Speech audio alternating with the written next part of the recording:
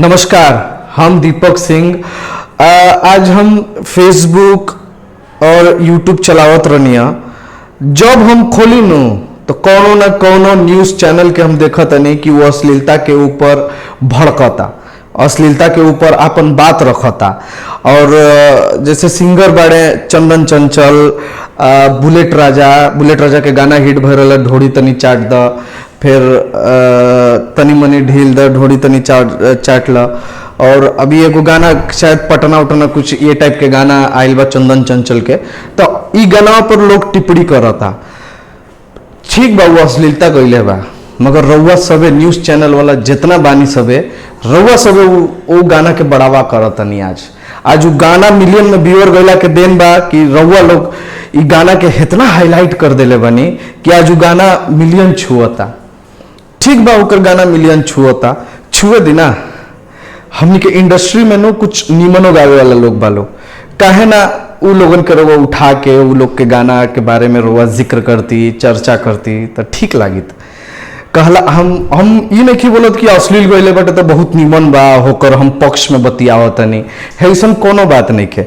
हमार सीधा सीधा एगो बात प्रश्न बा आप सब खातिर कि ठीक बा, वो अश्लील गइले बटे तो रोवा काहे ओकरा के हाईलाइट करत नहीं?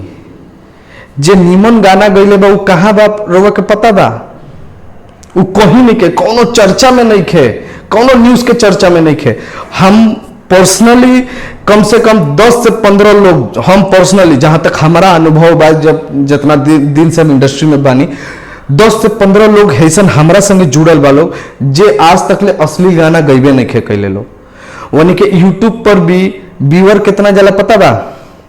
10,000, 12,000, 13,000 उन्हीं के व्यूअर जाला। और पता बा उ लाचार हो गई बड़न सन नीमन गाना गावत गावत, और आज उन्हों कहीं नहीं खन लोग इतना मजबूर बाड़न सन कि अपन परिवार के पालन पोषण नहीं कर पावत। तो हम रुआ से एगो सवाल खाली ये पूछल चाहतनी कि ठीक बा वो अश्लील गइले बा, मगर आज अपन परिवार के पेट पालता। उ ई रउआ लोग के हाथ में बा कि रउआ लोग गाना सुनी कि ना सुनी।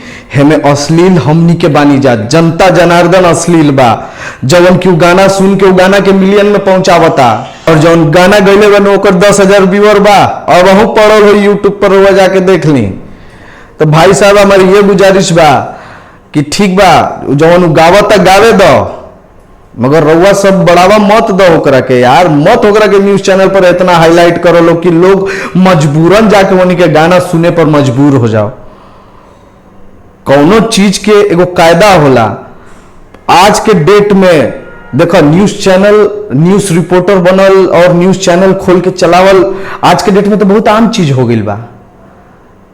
हाँ, हमरा ये मजाक बुझाता, जेकरा लगे कोनो काम नहीं खेनो एगो माइक पकड़ लेता, एगो मोबाइल में का जाने का सेटिंग करके एगो आवता ऑडियो वाला लीड लगा के, बस का तब हम पत्रकार हैं, और क्योंकि मुंह में घुस जाता रंसन माइक लेके बतियावे खातिर।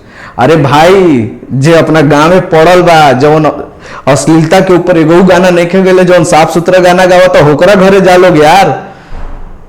काहे अश्लील करके पाप बेचारा होकरा के औरी अमीर बनाओ तरो लोग। तो हम लोग जरा के अश्लील कहत रहो लोग, आज ओकर करोड़ों के मकान बा, फॉर्च्यूनर में घूमता हो, अपना फॉर्च्यूनर, क्रेटा, ब्रेजा खरीदत रंसन, और रउआ लोग वनिया के बढ़ावा करत नहीं, और कहत नहीं कि हम भोजपुरी के अश्लीलता के खिलाफ लड़त नहीं।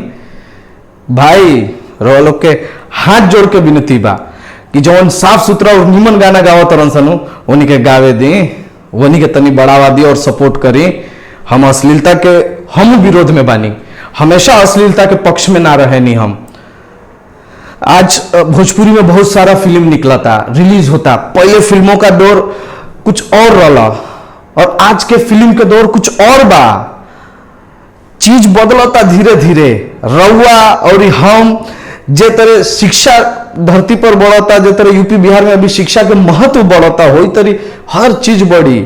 धीरे धीरे लोग शिक्षा प्राप्त करके एजुकेटेड हो जाए। जिस दिन वेल रेपुटेटेड और वेल एजुकेटेड लोग हो जाए नो, वो दिन सब अश्लीलता अपने आप मिट जाए।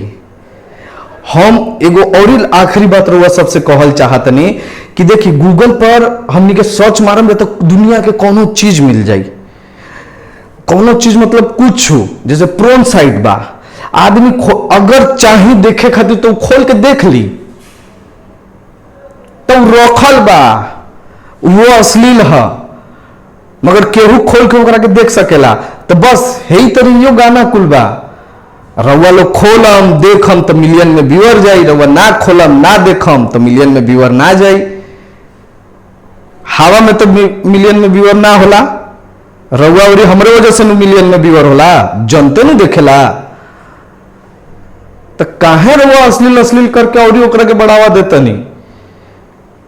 कौनो चीज के एगो कायदा होला, एगो बात करे के तरीका होला। आजकल के न्यूज रिपोर्टर के तो बात करे के ढंगे नहीं ख्याओ, एगो ही बतिया 4 हाली पूछियन सन, और 4 हाली पूछियन से तो बातें अलग बा, गाली गलौज करे लागेलन सन, गंदा गंदा गाली देवलन सन। अरे यार ये वीडियो लोग देखता यार, मेहरारू से लेके मर्द से लेके लड़की से लेके लड़का सब ये वीडियो देखता हो, में गाली गलौज रहुआ मैं लोग मिलके करता नहीं। भाई साहब हमरा कोनो शिकायत नहीं किया आप सबसे, बस आप लोगों से एगो विनती बा कि जे नीमन गावत यार होकर गाना के हाईलाइट करी यार। हम जब यूट्यूब खोले नहीं अश्लील अश्लील अश्लील अश्लील, साला दुनिया के नजर में बैठा देले बड़े लोग कि भोजपुरी अश्लील बा, तो हम लोग नीमन गाना पर ध्यान दे लोग यार, नीमन गाना के बोलो लोग, भोजपुरी में ये गाना, भोजपुरी में वो गाना, तो लोग देखल चालू कर दी यार, बोली कि भोजपुरी अब सुधरता। हमरा संपर्क के लोग बा लोग यार, घरे बैठ के खैला के महंग बाड़न सन, जौन भोजपुरी नीमन गाना गावत रहन सन। लगभग हम कोशिश करेनी कि उनके सपोर्ट करी, मगर हमरा से जितना होला हम करेनी। माइक लेला से न्यूज रिपोर्टर आदमी ना हो जाला, और हमेशा गंदगी दिखावत लोग, तो हम लोग भोजपुरी में के, भोजपुरी में अच्छाई भी बा भाई साहब, जाके भोजपुरी का अच्छाई दिखाएं प्लीज। हमारा हाथ जोड़ के विनती बा रहुआ सबसे कि मत जाई उन लोग के लगे रहुआ माइक लेके, जे निमन साफ सुथरा गाना गावत आप होकरा लगे जाई। धन्यवाद रहुआ लोग से, एक के विनती बा हमार, धन्यवाद।